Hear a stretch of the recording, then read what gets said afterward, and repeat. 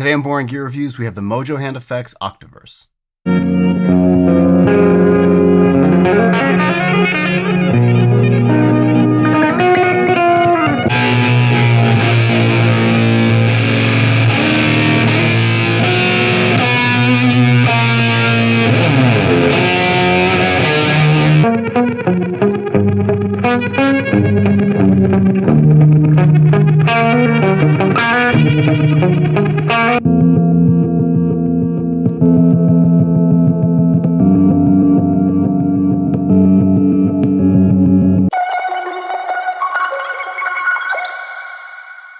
Thanks so much to Mojo Hand FX and Full Effect Distro for sending me the Octaverse.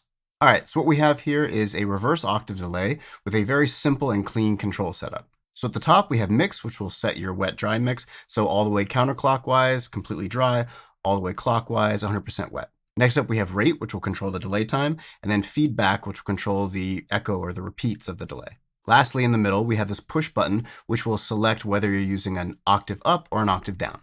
Other than that, we've got true bypass mechanical foot switch, side jacks, and DC.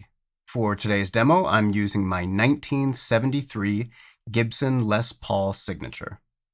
And from there, I'll be running into my Universal Audio Apollo X6, and then into the Softube JMP 2203 amp plugin.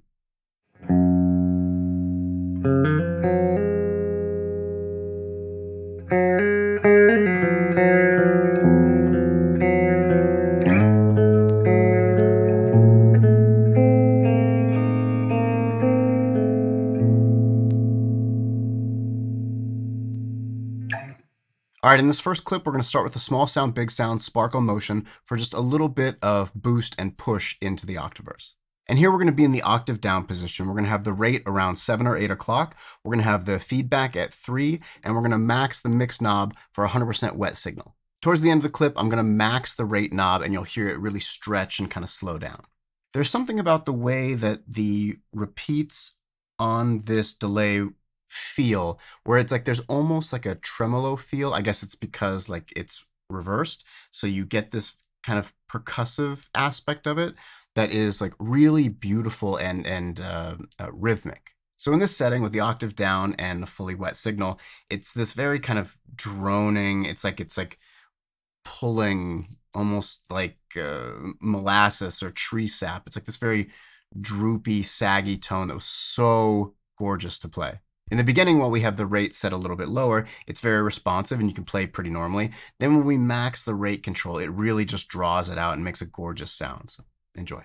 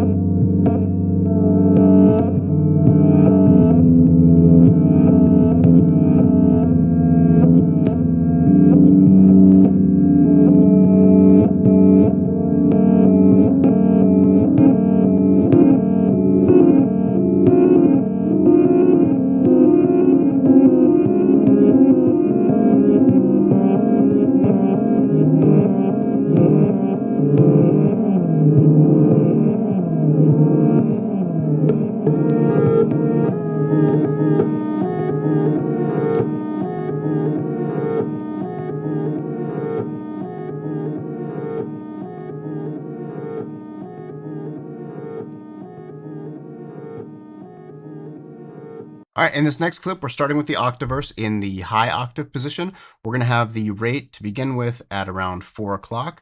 We're going to have the feedback at noon and the mix around 2. In the last part of the clip, we're going to roll the rate almost all the way back, and it gets very, very tight. From there, we'll be feeding into the model FET from Electronic Audio Experiments. If you'd like to see a full demo of the model FET, click the link right here. This sound is so cool. You get these like flutters behind your playing in this upper octave. So one thing I noticed right away is that this does not step on your playing. Some delay pedals, especially when they're like octave delay pedals or octave reverbs, or when you're dealing with octaves, it can stomp on your playing a little bit. And I never found that to be the case, no matter where I have the mix set with the Octaverse. So it's balanced really, really well. And one of the things I really dug about this is like in your playing normal, you can hear these little kind of flutters and things like that. But when you do longer or faster runs, like lead runs, it like ramps up and you feel this like kind of energy and push behind your playing with all these little, tweets flying everywhere. I love that sound. When I roll the rate back towards the end, it gets like super, super quick and tight. And it just feels like there's almost like it's building tension. It feels like because there's so many repeats happening quickly and they're reversed, that like it wants to kind of run away. It wants to get wild, but it never does. It stays really beautifully contained. And like I said before, very musical. So enjoy.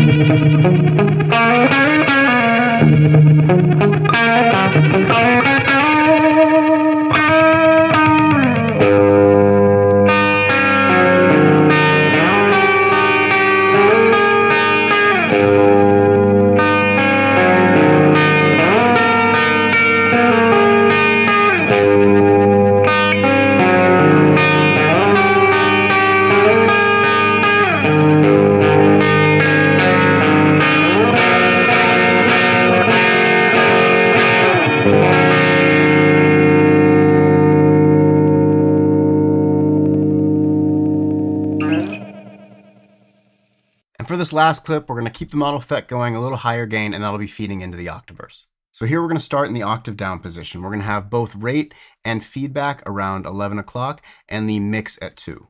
In the last half of the clip, I'm going to switch to octave up, and you'll hear this really beautiful transition. So in the beginning, when we're playing like lower, heavier stuff, that lower octave really does a lot of the heavy lifting to make it sound quite big and like very imposing. And because it's a reverse delay, it creates more texture than like just an octave pedal where it's kind of mimicking exactly what you're playing.